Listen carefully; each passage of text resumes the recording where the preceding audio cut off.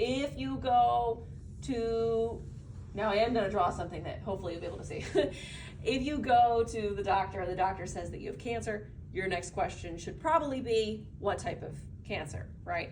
A lot of times people don't ask that with dementia. They just go, oh, okay. So dementia,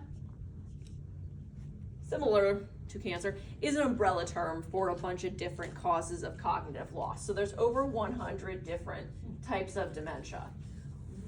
Alzheimer's disease is the most common cause of dementia. Sometimes you'll hear even doctors say things like Alzheimer's and dementia in one sentence like that. I hate that because it makes it really confusing. So dementia is the umbrella term. Alzheimer's is the most common cause. Other common causes, someone mentioned frontotemporal dementias, Lewy body diseases, vascular dementia.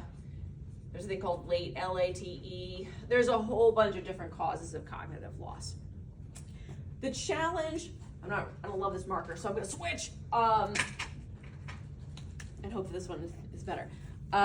With staging, is that different places have different stages. So my first job as a dementia care director, I was in one of the things that I had to do, and this is something I did not like doing, was I had to stage my residents. So like every quarter or something, every couple of months, I would have to like put all my residents on a sheet and say where their stage was between like 1 and 7. This was so hard for me to do because different people experience different forms of dementia, over 100 different causes, differently. And I had situations where, you know, somebody would be one way one day and the next day, you know, she's really agitated because she has a urinary tract infection, right? So that's why staging is tough.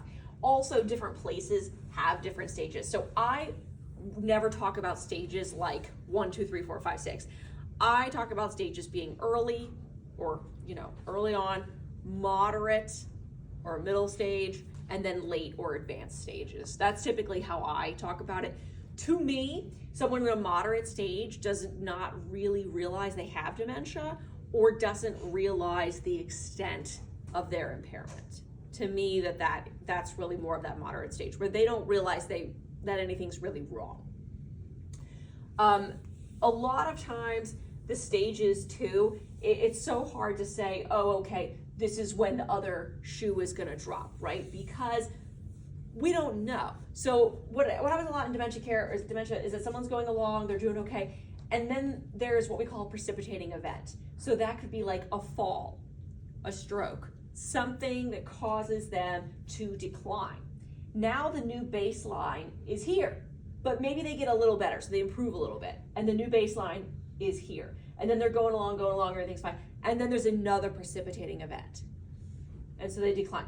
And they get a little better, but the new baseline is here. And so there's this sort of stepwise decline a lot with dementia, which makes it really, really hard for the caregiver because you always feel like this anticipatory grief, like you're anticipating more grief and you're like, when's this next shoe gonna drop? And the answer is no one knows, which I don't know if it would be helpful to know. You know what I mean? I don't know, but that does make it very difficult.